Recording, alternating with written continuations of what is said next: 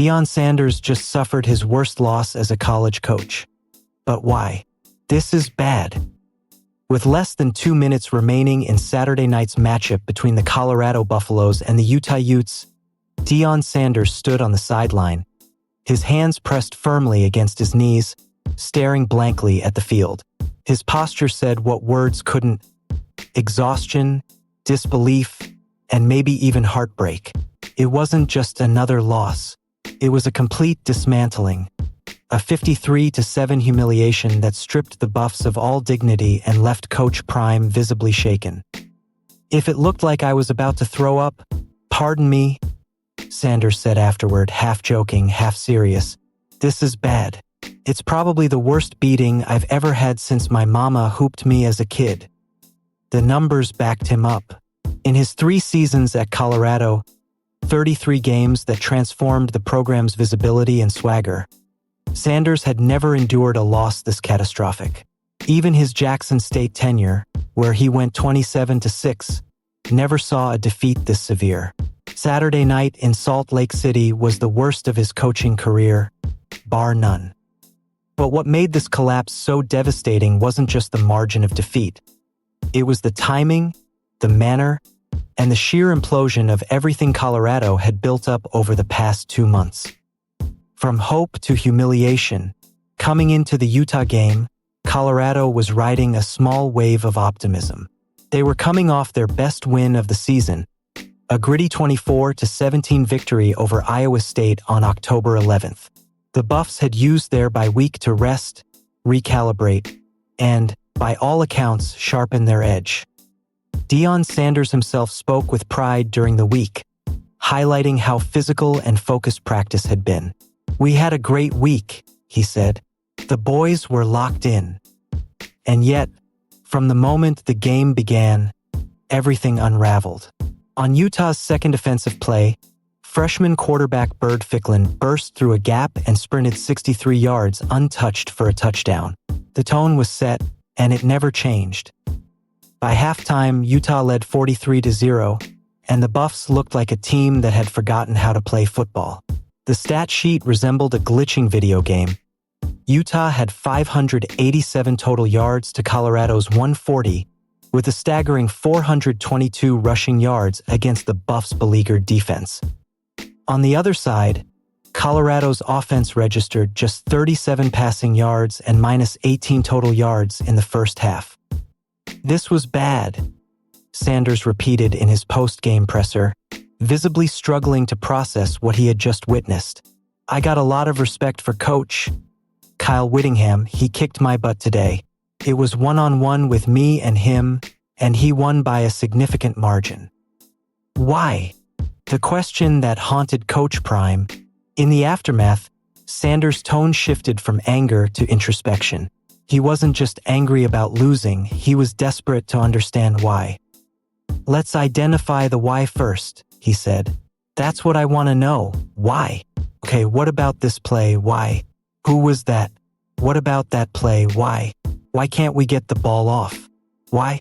I need to know all these whys before we can move on and even think about something down the street."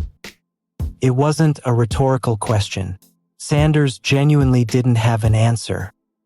And perhaps that's what made this loss so jarring. Colorado wasn't outmatched on paper. They had the talent, they had rest, they had motivation. But when it came time to execute, the Buffaloes were physically dominated and mentally unprepared. The simple answer: Colorado got whipped up front. For all of Sanders' emotional searching, the simplest answer may be the truest. Utah controlled the line of scrimmage from start to finish. The Utes' offensive line opened massive running lanes all night, while their defensive front lived in the Colorado backfield. Senior quarterback Deion Sanders, who transferred from Liberty to lead Colorado's offense, was under siege on nearly every dropback. He finished with just 37 passing yards, -4 rushing yards, and was sacked 5 times. Meanwhile, Utah's freshman sensation Bird Ficklin looked like a seasoned veteran. In his first career start, Ficklin ran for 151 yards and a touchdown, passed for 140 yards and 2 more scores, and looked completely unfazed by Colorado's defense. By contrast, Colorado's defenders looked out of position, slow to react, and often unsure of their assignments. "We didn't do our jobs," Sanders admitted. "We didn't prepare our kids profoundly. The way we practice, the way we prepare, there's no way that should happen. There's no way." A comedy of errors, except no one was laughing.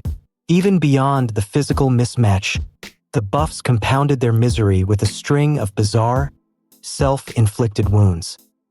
An intentional grounding by Salter in his own end zone resulted in a safety.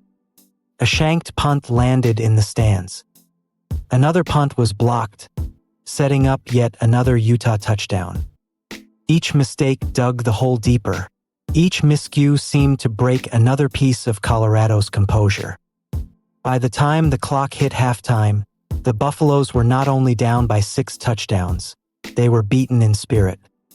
"We just didn't play fast," linebacker Jeremiah Brown said afterward. "We didn't show up. It's as simple as that. We had a great week of practice. We were physical all week. I guess we got complacent." Deion Sanders' accountability. "This starts with me." As always, Sanders didn't shy away from taking the blame. "The assessment of what went wrong starts with me," he said firmly. "We've got to figure this out, like now." When a reporter asked what he planned to do next, Sanders didn't have a detailed plan ready. Instead, his answer revealed both honesty and vulnerability. "I'm trying to figure that out," he said quietly. "I really am." For a coach known for his unshakable confidence and charisma, those words marked a rare moment of humility and perhaps a turning point. Facing Kyle Whittingham, the old master versus the showman, Sanders' opponent, Utah coach Kyle Whittingham, has been a model of consistency for over 2 decades. Now in his 21st season, Whittingham has built Utah into one of the toughest, most disciplined programs in college football, the polar opposite of Sanders' flashy, high-energy Colorado operation. And on Saturday, the difference was glaring. "He kicked my butt today," Sanders admitted. "It was one-on-one with me and him, and he won by a significant margin." Salter echoed that sentiment from a player's perspective. "What I saw from their defense today was nowhere on the film I studied. I feel like they schemed up this pressure just for us." Whittingham's game plan was surgical. His defense blitzed from unpredictable angles, overwhelmed Colorado's offensive line, and made Salter's night miserable. A quarterback's nightmare. For Deion Salter, the night was one he'll want to forget. The senior had been making steady progress since transferring to Colorado, but Utah exposed every weakness in the Buffs' offensive design. "I watched over 10 hours of film this week," Salter said. "I thought I was ready, but this blindsided me."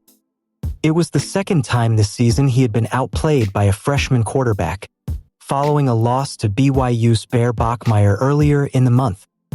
That detail, being outdueled by underclassmen twice in one season, underscored a painful truth. Colorado's supposed experience and maturity weren't translating to execution. The statistical nightmare.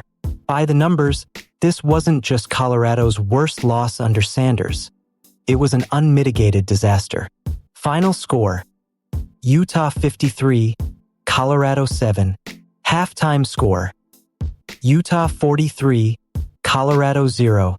Total offense: Utah 587 yards, Colorado 140 yards.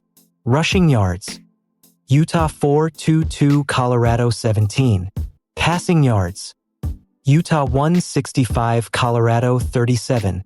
Turnovers: Colorado 2. Sacks allowed: 5. The Buffs' offense barely crossed midfield. Their defense couldn't stop a third-string running back, let alone a dual-threat freshman quarterback. And their special teams, normally a strength, turned into a liability. Looking ahead, can Colorado recover? The defeat dropped Colorado to 3-5 overall and 1-3 in Big 12 play.